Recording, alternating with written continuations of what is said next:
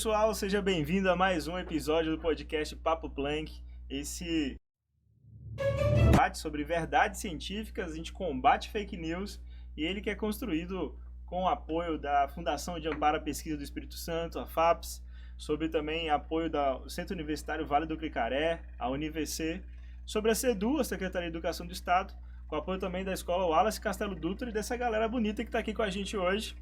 Não sei se vocês estão notando, temos um novo membro do podcast Papo Planck. Temos agora uma participação especial que vai estar conosco aí ao longo dos próximos episódios também, a Mirella. Mirella, antes dos outros, se apresenta aí, depois a galera... Luna e Pedro já é conhecido. Ele já é velho na casa. Mirella, o que você gosta de fazer? De onde você veio? O que você come? Globo Repórter hoje sobre... Hoje é sobre a Mirella, gente. Boa tarde a todos. Sou Mirella, como já falaram. E o que eu gosto de fazer, eu amo desenhar, criar, artesã profissional. Legal. Artesã. Amo cantar, fazer de tudo um pouco, sabe? Legal. Maratonar filme, enfim. Legal. O que você acha de astronomia? Você curte, não curte? Você assiste? Curto bastante. Legal. Foi o meu tema favorito do sexto ano, porque o professor que eu tive, ele me fez apaixonar por astronomia. Ele mostrou pra gente uma visão muito ampla. Foi muito interessante estudar com, esse tema. E eu amo porque, tipo, quando eu viajo, normalmente à noite, sim, eu vejo o céu assim, eu fico admirada. Que perfeição da natureza. É muito lindo. E na viagem é mais fácil de enxergar que não tem a dissipação por causa de poste, de luz, né? Que atrapalha muito de ver. Só cuidado pra não contar a estrela que dá verruga, hein? Com o dedo, né? A essa fenômenos naturais também. Pedrão, o que você acha de astronomia? Fala aí. Cara, olha, não é o tema que eu mais conheço, mas que eu também acho muito interessante. Já falamos num podcast anterior, já falei uma vez que eu sou muito apaixonado no tema do buraco negro, cara. Que verdade. É muito interessante. Legal. E dessa vez eu vim estudado, hein? Vai falar sobre isso. Beleza. Só para nos situar, antes de Luna falar, nosso episódio passado foi sobre o telescópio James Webb, né? Que está trazendo imagens incríveis. Inclusive, essa semana, o James Webb conseguiu comprovar mais uma teoria do gênio Einstein, que ele provava que... ele propôs que existe a formação de alguns anéis em torno de alguns buracos no universo. Chama os anéis de... não lembro bem agora o nome. Mas formam-se esses anéis e o James Webb conseguiu captar essa imagem, o que o Hubble não era capaz de captar. A gente falou um pouco sobre porque o James Webb ele é levemente maior que o Hubble. A gente falou sobre isso no nosso episódio passado, a aula passada. Sim. Luna, fala isso. Você curte astronomia? Por quê? Em quê? Então, não é um tema que eu me aprofundava muito, não, mas sempre achei bastante interessante porque é um universo muito amplo, né? É uma coisa que, assim, que mostra pra gente o quanto que a gente não é absolutamente nada no meio disso tudo, que é algo assim que a gente... Quanto mais a gente estuda sobre, mais a gente vê que a gente não sabe nada sobre isso. Adorei, é verdade. Esse fato da gente não ser nada, né? Ixi, tem muita coisa para falar. E o primeiro ponto que eu levanto é que, por exemplo, o universo ele é formado por, se não me engano, 3,3 trilhões de estrelas. E as estrelas estão sempre acompanhadas de uma série de outros planetas, pelo menos em torno de 8 a 10 planetas. Olha a grandeza dessa coisa. Mas detalhe, estrelas, planetas, um monte de coisa, é 4% do universo. 4% do universo. Os Legal. Outros 96% é só matéria escura e energia escura, cara. Legal, olha aí. Existem mais estrelas no universo do que grão de areia na Terra. Sim, é muito grande, né? É uma coisa inimaginável essa realidade, né? Que mais vocês acharam aí de curiosidade para debater? Puxa aí, Pedrão.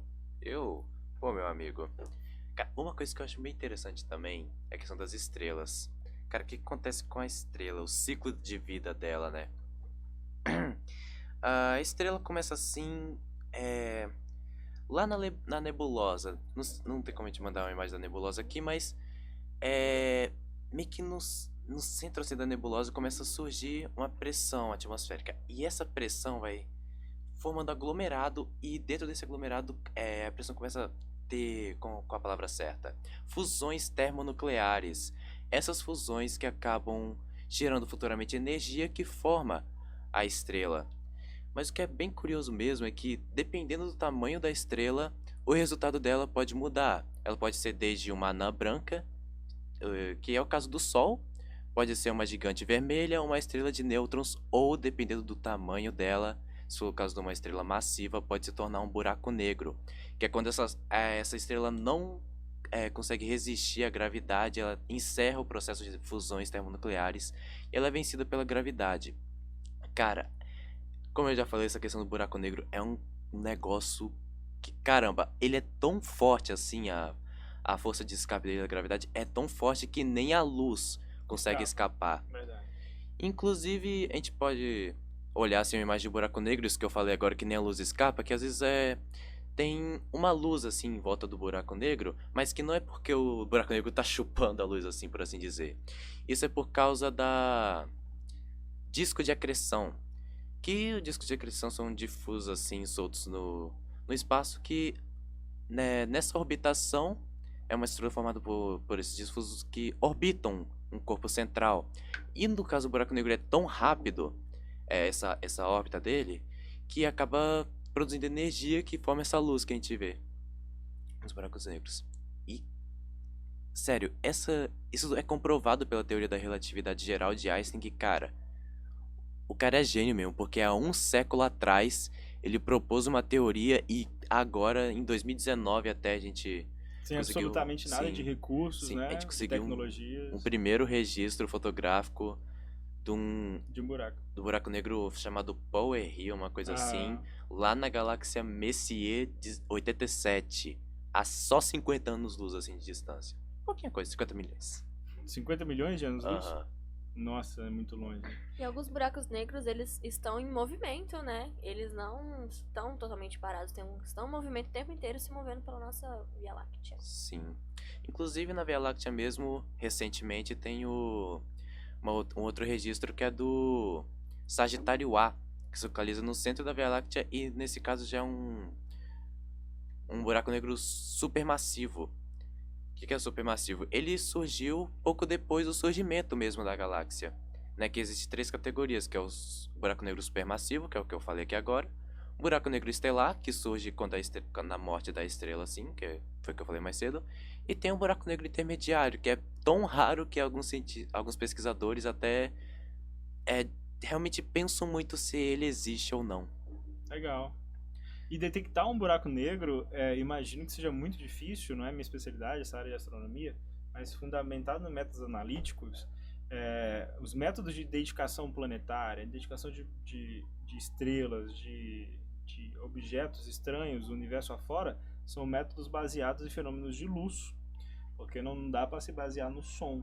A velocidade de propagação do som não atende de forma suficiente, né? Se por acaso fôssemos identificar usando radiofrequência, que seria um método sonoro, demoraríamos 50 anos para conseguir identificar, por exemplo, a existência de Marte, que está tão perto, porque o som se propaga a uma velocidade muito inferior ao som.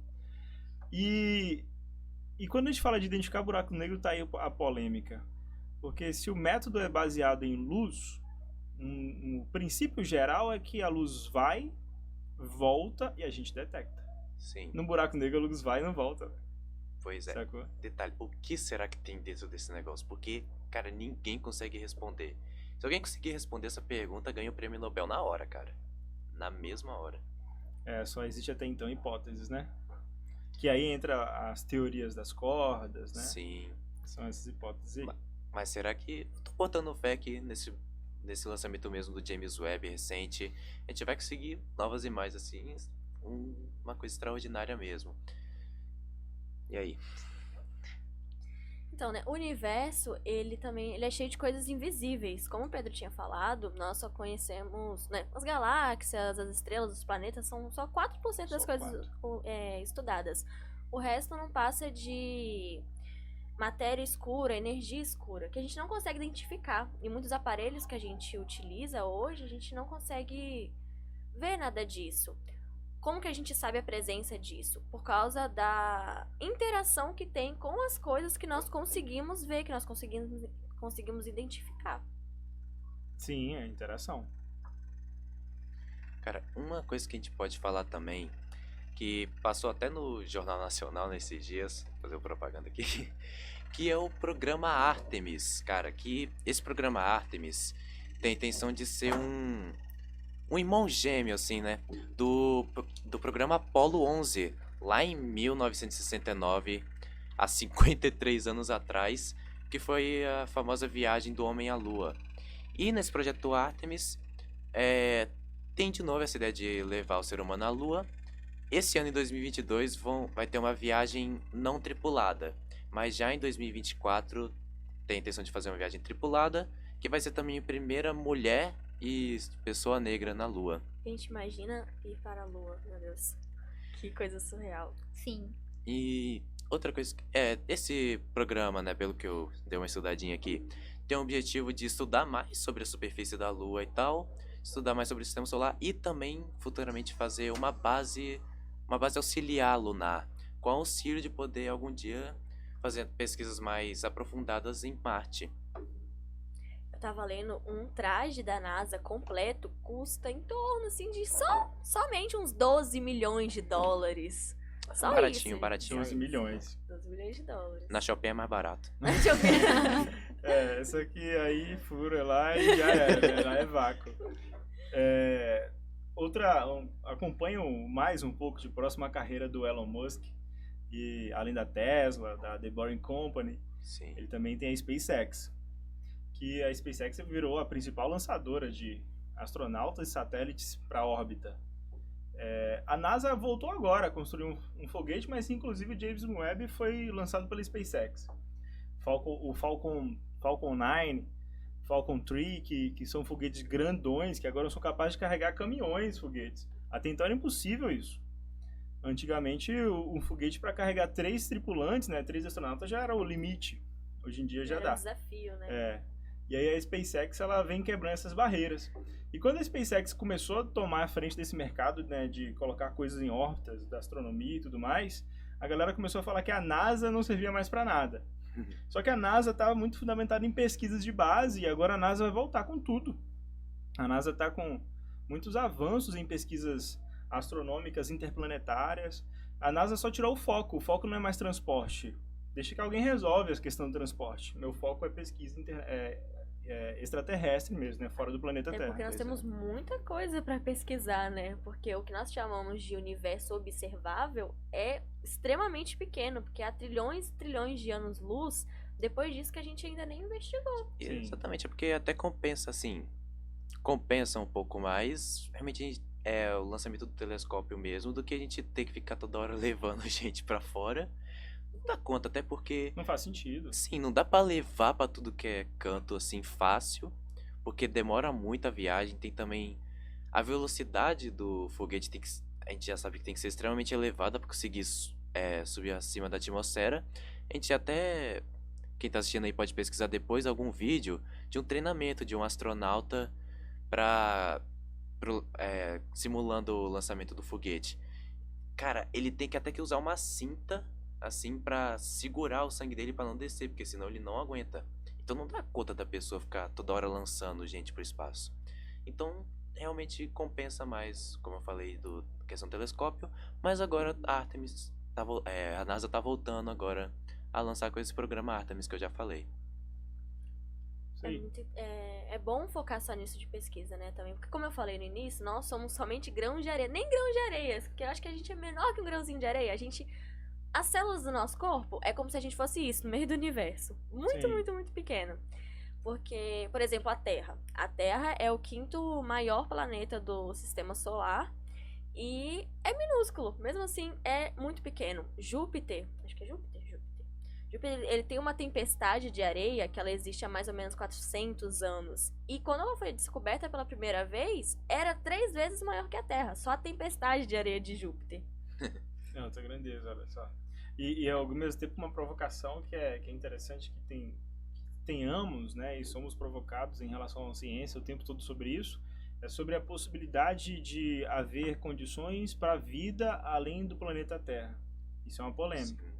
E a verdade é que, dada essa grandeza, o que a ciência se aceita é que há chance. Não é comprovado, mas há chance E a gente não está falando de vida inteligente, navezinhas redondas que vêm nos visitar, não.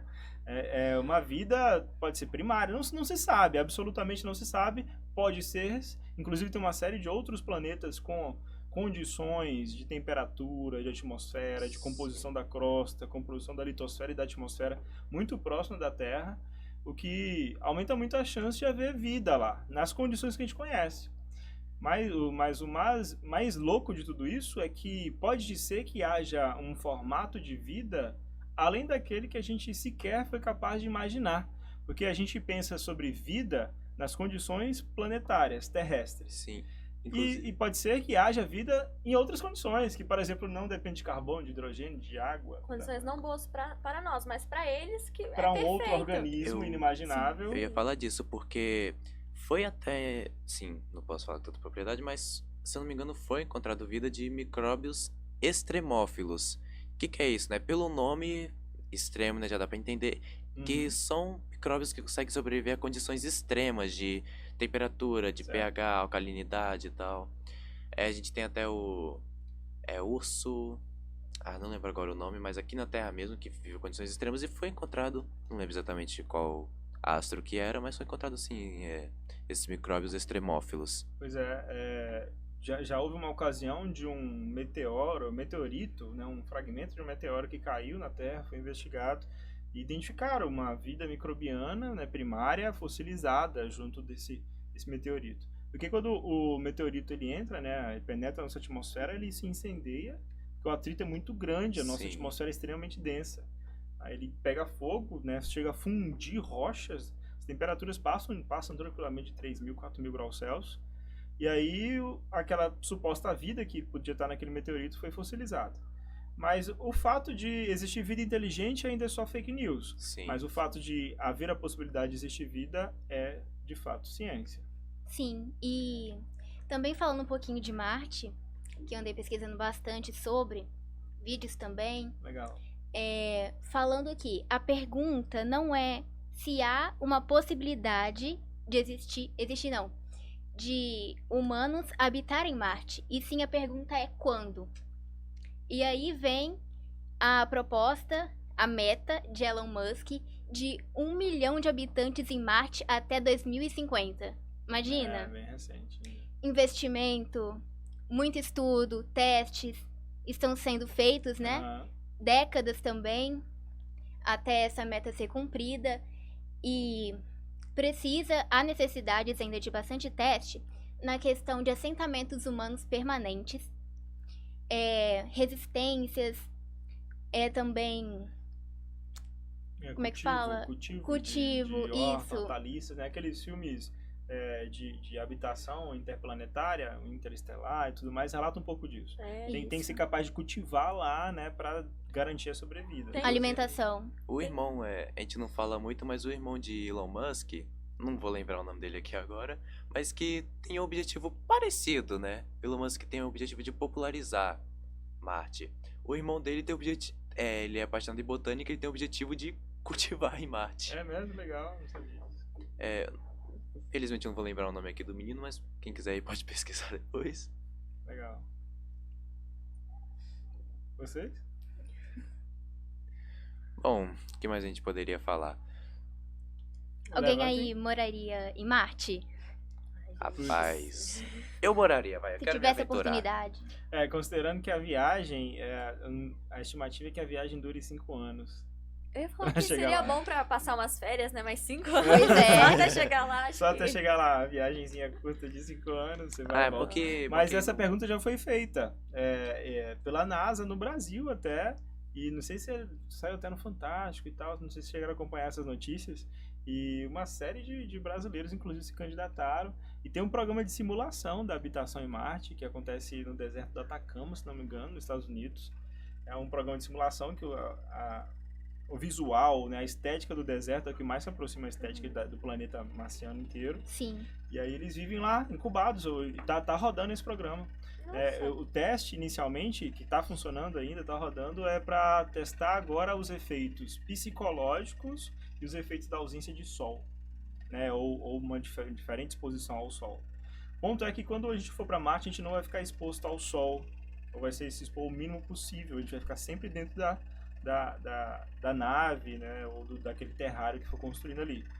Porque as condições lá são muito mais extremas de exposição, de radiação, não tem um campo eletromagnético da Terra que nos protege, mas o teste até agora é feito psicológico e a galera não tem se dado bem. Ficar coisa de 4, 3 anos preso num cubículo do tamanho desse estúdio, mesmo que tenha toda a assessoria, tenha toda a assistência, mas a galera começa a fundir a mente. O bom é que pelo menos sem precisar de pagar imposto mais.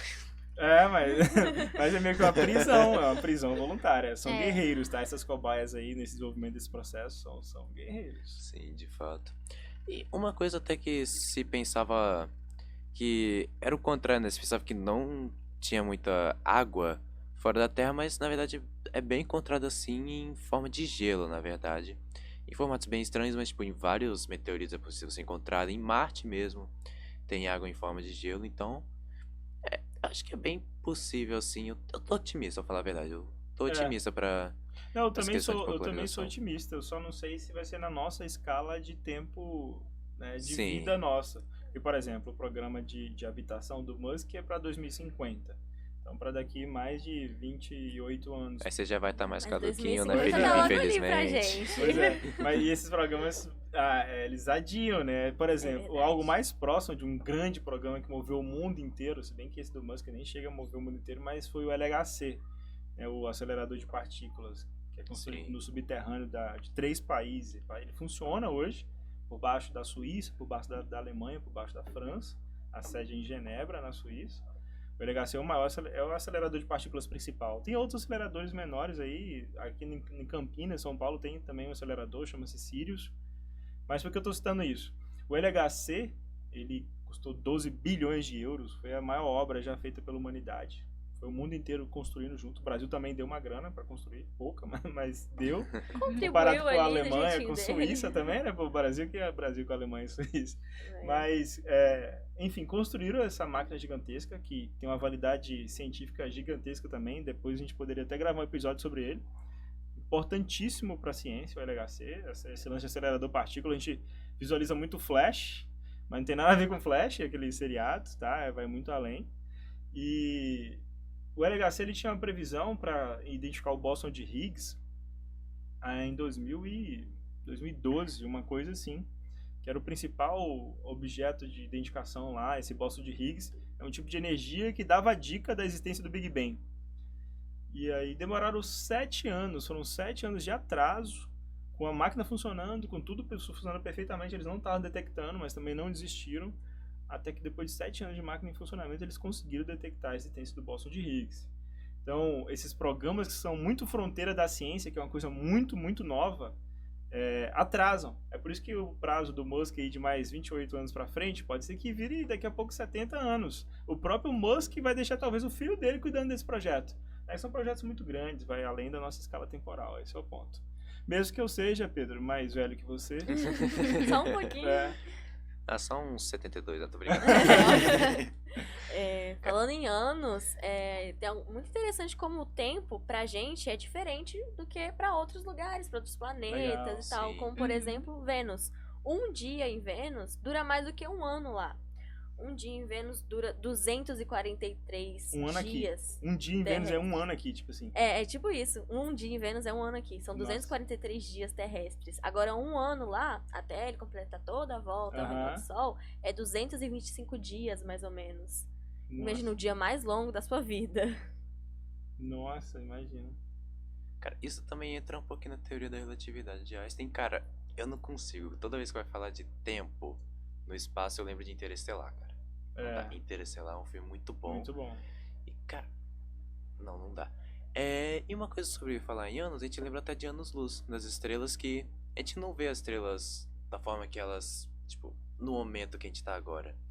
Tipo, por exemplo, se uma estrela tá a tantos anos-luz de distância da gente, isso quer dizer que a gente vê essa estrela de como ela era há esses anos atrás, por exemplo. Uma imagem atrasada dela. Sim. Então, algumas estrelas podem até estar mortas, mas a gente ainda vê o brilho que ela tinha naquela época. É provável, inclusive, que ela já nem exista mais. Sim. É muito, muito provável. Então, tipo, Dada se a ela, distância. se ela tá a 16 anos-luz, a gente vê ela como ela era há 16 anos atrás. Uhum. Isso que é muito curioso. É 16 anos se propagando na velocidade da luz. É Sim. muito, muito longe. O universo é uma coisa muito, muito grande. Vocês têm mais temas? Senão já vamos partir para nossos agradecimentos. Mais alguma curiosidade, algum fato relevante aí, moçada? Acho que tá Acho bom que por hoje. basicamente A gente acabou exercendo um pouco o tempo na última gravação. A gente Bastante. acabou acabando o assunto aqui pro próximo. Legal, tranquilo. Hã? Não entendi produtor, depois a gente edita. Então eu vou puxar para agradecimento. Pessoal, obrigado por estar aqui conosco. Não se esqueça de nos acompanhar nas redes Assistir sociais. os outros episódios do podcast. Assistir nossos outros episódios. Estamos no Twitter, no TikTok, no Instagram, no Facebook, no YouTube. É tudo podcast Papo Planck ou Papo Planck. É só buscar isso aí, vai ser fácil de encontrar. Uma satisfação estar com vocês. Agradeço ao Centro Universitário Vale do Cricaré pelo espaço concedido. Agradeço à FAPES pelas bolsas concedidas, o programa de estímulo. Agradeço a Secretaria de Educação do Estado por ser nossa parceira na realização desse evento. Agradeço a participação da galera que está aqui. Palavras finais, mensagens finais. Diga aí vocês, cada um deixa uma mensagem final. Então, gente, é basicamente isso. Assistam os outros episódios do podcast. Aproveita que você já tá aqui. Pesquisa a gente nas outras redes, né? Como o Felipe falou, porque nós estamos em todos os lugares. Nós somos a Universal aqui no caso. E é isso. Pesquisem mais também sobre o assunto. Porque, como eu falei, quanto mais você pesquisa, mais você vê que você não entende nada e mais você quer saber as coisas. Eu peguei essa sua piada assim com o Universal, com o nosso tema aqui, né? gostou, né? Muito engraçadinha você. Mas Obrigada. enfim, gostaria de agradecer a todo mundo que assistiu, aos nossos apoiadores, né? A Universidade Vale do Cricaré, a FAPES que tá patrocinando a gente, né? Dando aquele dinheirinho pra proporcionar nosso podcast. E bom, acho que é isso por hoje, né? Queria agradecer também por estar aqui, né, com eles. E que dê tudo certo, que a gente possa fazer vários episódios juntos. E é isso. E também uma curiosidade. No 6º ano eu tinha um sonho de me tornar astronauta Olha aí. ou cientista. Vai juntando porque- dinheirinho pro traje que a gente conversou Aí a aqui. minha prima fez uma piada assim, que são 10 anos pra ir, 10 anos pra voltar. Tipo assim, um ponto determinado, como a lua, queria conhecer a lua. Aí ela fez essa brincadeira. Aí eu pensei, gente, meu Deus, agora eu fiquei com isso na cabeça. 20 anos só de estrada. É. Mas é legal, é legal. Deu Vale a preguiça, pena. assim, ai, quer mais não. Então é isso aí, moçada. Obrigado por estar aqui conosco. Beijo, tchau, tchau. Falou.